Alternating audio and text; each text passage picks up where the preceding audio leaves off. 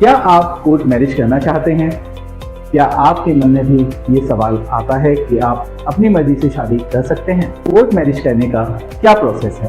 Court marriage करने के लिए क्या क्या डॉक्यूमेंट्स चाहिए? कोर्ट मैरिज करते समय हमें किन किन बातों का ध्यान रखना चाहिए? और कोर्ट मैरिज करने के बाद अगर जरूरत पड़े तो पुलिस प्रोटेक्शन कैसे लें? जब हम कोर्ट मैरिज या लव मैरिज करना चाहते हैं तो हमारे मन में ये सवाल अक्सर आते ही हैं। आज मैं आपको इन सारे सवालों का प्रैक्टिकल और लीगल सॉल्यूशन दूंगा, जिससे आपको इन सभी की सभी जानकारियों को आपकी शादी का प्रोसेस इजी और टेंशन फ्री करने में आसानी है। Hi friends, welcome to online legal centre.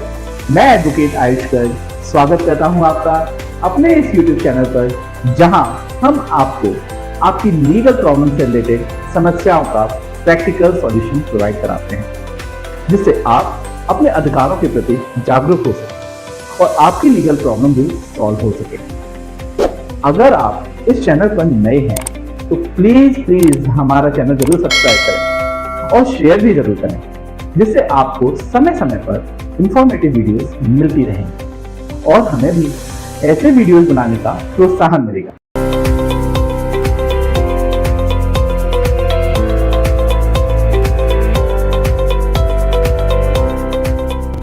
अगर आप मेजर हैं यानी बालिग हैं और आप और आपके पार्टनर की एज कंप्लीट है, यानी पुरुष की 21 वर्ष और महिला की 18 वर्ष है, और आप दोनों अपनी मर्जी से एक दूसरे से शादी करना चाहते हैं, तो आपको शादी करने से कोई नहीं रोक सकता। इंडियन कॉन्स्टिट्यूशन के आर्टिकल 21 के तहत किसी को भी अपना लाइफ पार्टनर चुनने का पूर्ण अधिकार है और ये अधिकार कोई भी नहीं छीन सकता। अगर एक बालिग लड़का और लड़की शादी करना चाहते हैं तो उनकी शादी में जाति, धर्म जैसी कोई भी चीज रोड़ा नहीं बन सकती। अगर कोई अड़चन पैदा करता भी है या रोकता है तो लड़का और लड़की संविधान के अनुच्छेद 226 के तहत, हाई कोर्ट और अनुच्छेद 32 के तहत सुप्रीम कोर्ट में प्रोटेक्शन के लिए एप्लीकेशन फाइल कर सकते हैं। कोर्ट मैरिज करने के दो तरीके होते हैं। पहला, रिलीजियस तरीके से शादी करके हमें उस शादी को कोर्ट में रजिस्टर कराना होता है और अपनी शादी को एक कानूनी मान्यता प्रदान कर सकते हैं। दूसरा तरीका होता है स्पेशल मैरिज एक्ट के अंतर्गत कोर्ट मैरिज करना। इस एक्ट के अंतर्गत दो अलग अलग धर्म के लोग बिना धर्म बदले शादी को कर सकते हैं। यहाँ हमें किसी भी रीति रिवाज को फॉलो नहीं करना होता है। इंटरकास्ट मैरिज करने के लिए हम स्पेशल मैरिज एक्ट के अकॉर्डिंगली मैरिज रजिस्ट्रेशन कराते हैं। स्पेशल मैरिज एक्ट के अंतर्गत 1 महीने का नोटिस पीरियड होता है और उसके बाद शादी रजिस्टर हो जाती है। अब हम जानते हैं कोर्ट मैरिज करते समय हमें किन किन बातों का ध्यान रखना बहुत जरूरी है, क्योंकि कई बार ऐसा होता है कि हम कोर्ट मैरिज तो करना चाहते हैं और सब तैयारियां भी कर लेते हैं, लेकिन कुछ बातों पर ध्यान नहीं दे पाते हैं और उसकी वजह से हमारी रजिस्ट्रेशन प्रोसेस में प्रॉब्लम आ जाती है। सबसे पहले लड़का और लड़की की एज कंप्लीट होनी चाहिए। लड़के की, जैसे मैंने आपको बताया, 21 वर्ष और लड़की की 18 वर्ष एज पूरी होनी चाहिए। इसके लिए हमें एज वेरिफिकेशन से संबंधित कुछ डॉक्यूमेंट्स की जरूरत होती है, जैसे birth certificate, high school marksheet या पासपोर्ट की कॉपी। कभी भी बिना एज वेरिफिकेशन के हमें शादी नहीं करनी चाहिए। सेकंड, हम कोर्ट मैरिज केवल वहीं कर सकते हैं जहां हम निवास करते हैं, जहां हमारी रिलीजियस तरीके से शादी हुई।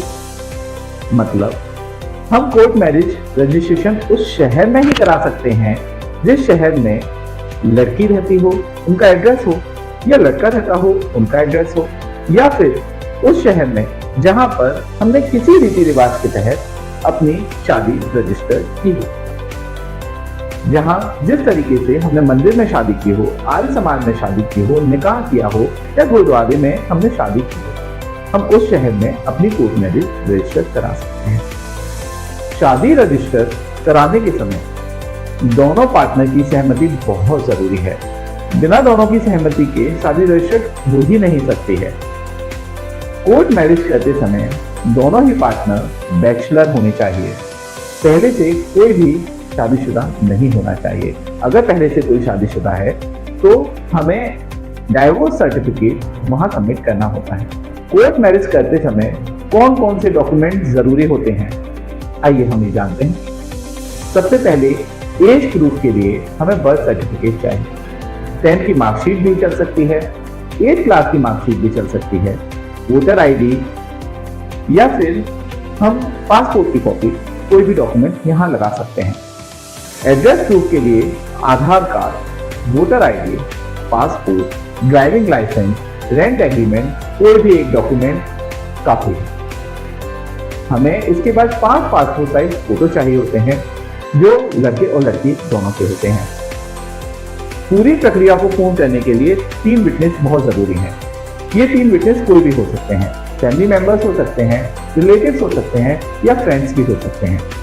विटनेस के लिए हमें एड्रेस प्रूफ, उनकी एक आईडी और 3 पासपोर्ट साइज फोटो चाहिए होते हैं। अगर पार्टनर में से कोई भी पहले से शादीशुदा है तो उससे संबंधित डाइवोर्स डिक्री की कॉपी भी जरूरी है, जैसा कि मैंने आपको अभी बताया। अगर कोर्ट मैरिज करने के बाद लड़का और लड़की की फैमिली से उनको जान का खतरा होता है या उनको कोई धमकी मिलती है तो नव दंपति सुप्रीम कोर्ट या हाई कोर्ट से सुरक्षा के लिए एप्लीकेशन फाइल कर सकते हैं। इसके लिए हमें कपल प्रोटेक्शन एप्लीकेशन अपने स्टेट की हाई कोर्ट में सबमिट करना होता है और शादी से संबंधित सारे डॉक्यूमेंट भी हमें संबंधित हाई कोर्ट में सबमिट करने होते हैं। हाई कोर्ट उन डॉक्यूमेंट्स को रिव्यू करते हैं और रिव्यू करने के बाद वो हमारे डिस्ट्रिक्ट के पुलिस सुपरिटेंडेंट को कपल प्रोटेक्शन के लिए पुलिस प्रोटेक्शन मुहैया कराने का एक ऑर्डर पास करते हैं। इस ऑर्डर के पास होने के बाद हमारी सारी प्रक्रिया पूर्ण हो जाती है। तो इस प्रकार हमारी कोर्ट मैरिज की सारी प्रक्रिया पूर्ण होती है। एक सफल और टेंशन फ्री कोर्ट मैरिज करने के लिए हमें अच्छे लॉयर की जरूरत होती है। ऑनलाइन लीगल सेंटर एक लॉ फर्म है जहां स्पेशली कोर्ट मैरिज से रिलेटेड लॉयर्स और एडवोकेट्स कोर्ट मैरिज कराने में आपकी हेल्प करते हैं। ऑनलाइन लीगल सेंटर के ऑफिस पूरे भारत में हैं, हर शहर में हैं।